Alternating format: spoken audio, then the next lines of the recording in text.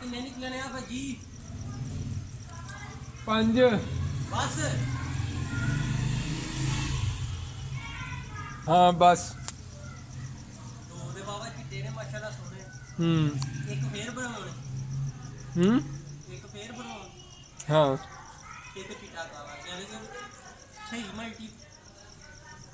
ਹਾਂ। ਸ਼ੇਡ ਹੈ ਮਲਟੀ ਹਾਂ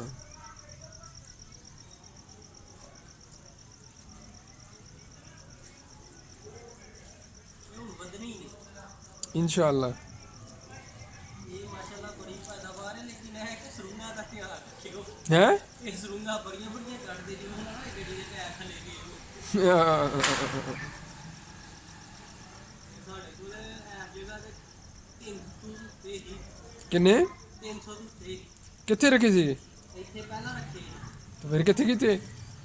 ਜਦੋਂ ਆ ਖੁੱਲ੍ਹਾ ਹੀ ਹੱਥ ਰੱਖਿਆ ਅੱਛਾ ਇਹ ਅੱਜ ਤੋਂ ਤਕਰੀਬਨ ਕੋਈ 10 ਸਾਲ ਪਹਿਲੇ ਦੀ ਗੱਲ ਅੱਛਾ ਤੁਹਾਡੇ ਵਾਲੇ ਹੱਥੇ ਜਾ ਗਏ ਤੇ ਹੂੰ